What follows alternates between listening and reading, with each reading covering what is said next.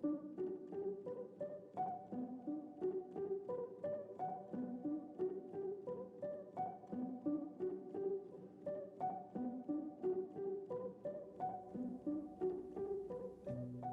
came out of architectural school, I had some contacts, so when I started doing photography, I was able to start working, I know quite early, for a handful of architects, and amongst them became Norman in particular. When I first heard about him, it was during the Team 4 episode when he was working with Richard and I think Sue Rogers and Norman's wife, Wendy.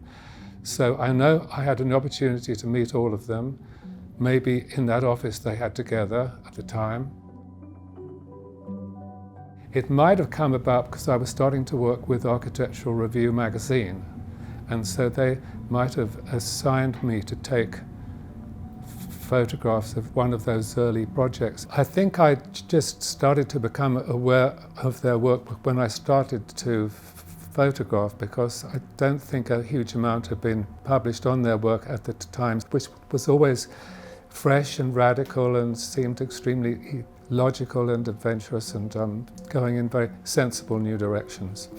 When he would come, he would ask me to photograph a project. He would quite often appear on the shoot halfway through, and I also remember that he always had a much more expensive camera than mine.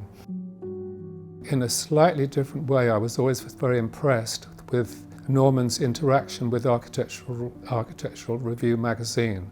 When they were going to feature a project of Norman's, Norman would come in and he would commandeer the spaces that were allocated to his project completely, and he would do all the designing of those pages in-house. And it was hard for the editor to resist for one reason, that everything was black and white in the magazine in those days, but Norman was sometimes able, through the contractors or whoever he was working with or the owners of the project, to allocate more money so they could afford to introduce some colour pages into the magazine.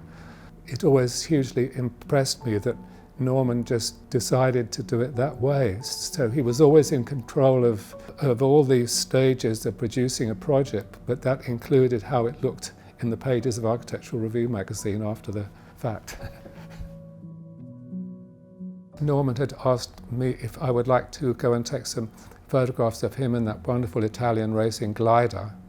It was a wonderful experience, and I became more aware of the nature of his huge interest in the high technology of everything from bicycles to gliders to the cars he owned at the time. He just loved machines. He loved to explore how they work. I enjoyed being up in this little plane trying to keep up with his glider. It was doing all these aerobatics. And I was, normally I'm quite okay with planes, and I had even done experienced small aerobatics in planes in the past, but not with my camera religiously pressed to my eye the whole time. So instead of seeing the stability of the horizon, I was focusing on his glider, going through all these scary moves and all the rest of it. And after 10 minutes, I told the pilot, look, we had to get on the ground really quickly, otherwise I'm just going to throw up. When I was on the ground, it had a happy ending. I didn't throw up, but I was on the grass on my back, and my head was spinning like crazy for a few minutes. But it made me appreciate all the more, in a limited way, the extent of his curiosity about how machines work. It steered him in the direction of advancing all the technologies that he was working with in his architecture too. I think it's extremely exciting times for design and architecture, so I think he does spaces really, actually, despite what seems to ostensibly to be his primary interest in technology, he always creates the most amazing spaces.